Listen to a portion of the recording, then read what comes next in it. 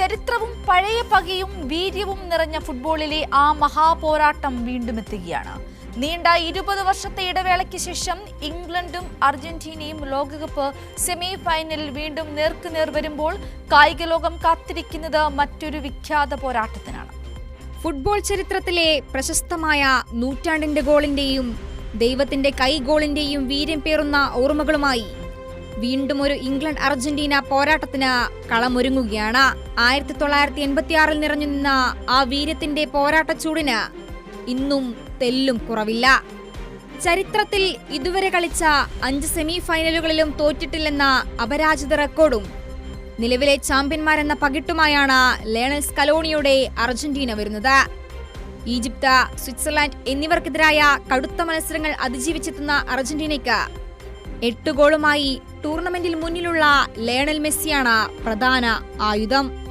മറുവശത്ത് തോമസ് ടുഹലിന്റെ കീഴിൽ 6 പതിറ്റാണ്ടിനു ശേഷം ലോകകപ്പ് ഫൈനൽ ലക്ഷ്യമിട്ടാണ് ഇംഗ്ലണ്ട് ഇറങ്ങുന്നത്. കടുത്ത പോരാട്ടത്തിൽ നോർവേയെ അധിക സമയത്ത് കീഴടക്കിയാണ് അവർ സെമിയിലെത്തിയത്. ടൂർണമെന്റിൽ 6 ഗോളുകൾ വീതം നേടിയ Jude Bellingham, captain Harry Kane എന്നിവരുടെ തകർപ്പൻ ഫോമിലാണ് 3 ലയൺസിന്റെ പ്രതീക്ഷ.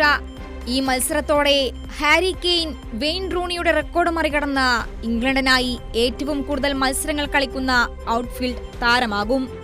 പരിക്കിന്റെയും സസ്പെൻഷന്റെയും പിടിയിലുള്ള ഇംഗ്ലണ്ട് പ്രതിരോധത്തിൽ മാറ്റങ്ങൾക്ക് സാധ്യതയുണ്ട്. എന്നാൽ അസുഖം മാറിയെത്തുന്ന ഡെക്ലാൻ റൈസ് ഇംഗ്ലണ്ട് മധ്യനിരയ്ക്ക് കരുത്താകും. അർജന്റീനൻ നിരയിൽ കഴിഞ്ഞ മത്സരത്തിൽ തിളങ്ങിയ ജൂലിയൻ അൽവാരസും ലൗട്ടാരോ മാർട്ടിനസും മെസ്സിക്കൊപ്പം അണിനിരക്കും. അറ്റ്ലാന്റയിലെ പുൽമൈതാനത്ത് വീണ്ടും ഒരു ചരിത്രം കുറിക്കപ്പെടുമോ? അതോ 1986 മധുരപ്രതികാരം ഇംഗ്ലണ്ട് വീട്ടുമോ? കാൽപന്തിന്റെ മറുനാടൻ രാജാക്കന്മാർ തമ്മിലുള്ള ഈ മഹാപോരാട്ടത്തിന്റെ ഫലം എന്തായാലും ഫുട്ബോൾ പ്രേമികൾക്ക് ഇത് നെഞ്ചിടിപ്പിന്റെയും ആവേശത്തിന്റെയും അഗ്നിപരീക്ഷയായിരിക്കും. World cup desk, Kairali news.